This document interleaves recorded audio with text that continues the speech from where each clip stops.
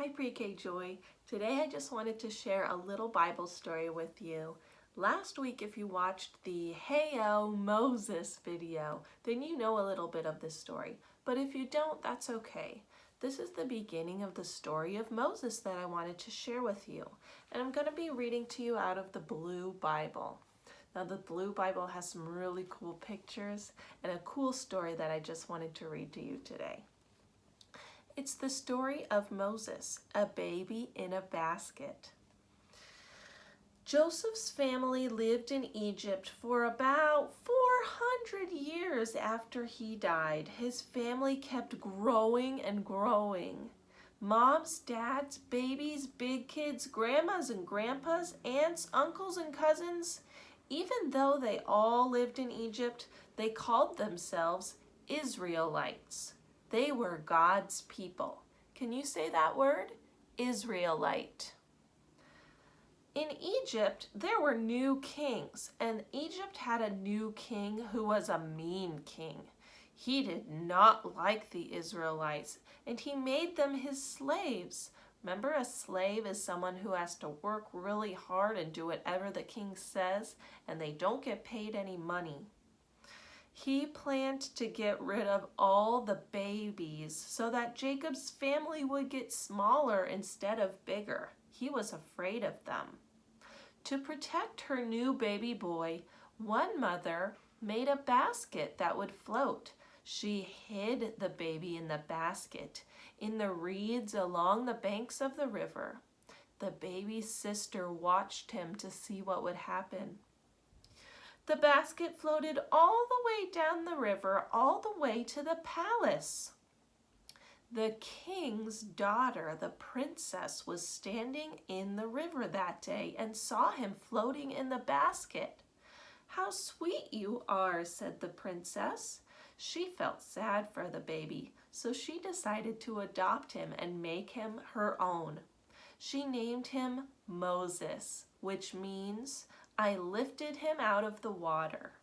That's what Moses, the word, means. I lifted him out of the water, and that's what she did to the baby. So there's the baby Moses. He's in his little basket that his mom made for him that floated down the river. He floated away because he was not going to be safe if the soldiers found him at their house. Remember, the king wanted to get rid of the babies. But good thing he had a big sister who was watching him to make sure he was safe in the basket. And a princess found him. Not just anyone found him. A princess found him in the basket. He grew up and got to live in the palace with the king, and the queen and the princess was his mom. What a special story of how God takes care of people like Moses. God was taking care of Moses even as a little tiny baby. Just like that, God takes care of you too. He knows everywhere that you're going to go. He knows everything that you're going to do. He already makes a plan for it because he's in charge of us. We're not in charge of us. God's in charge. Don't me and Miss Linda say that all the time. We're not in charge. Jesus is. You're not the boss. We're not the boss. You're the boss, God. We always say that, huh? Just like in this story, God's the boss of baby Moses' life. And you know what? Moses is a very special baby. He's going to do some really, really cool jobs for God that help save the Israelites so that they don't have to be slaves anymore. And who do you think can help him do that? Not just anybody. God has to help him, right? We're going to find out what God's special plans are for Moses and what he's going to do to take care of Moses and how he's going to save his people, the Israelites. Remember, the Israelites are God's special people that God loves. He wants to take care of them. Right now, they're not doing so good working as slaves for the king in Egypt, but God is going to have a special plan, and he's going to use Moses in his plan to save them and to take care of people. I'm excited to learn more about baby Moses. Are you?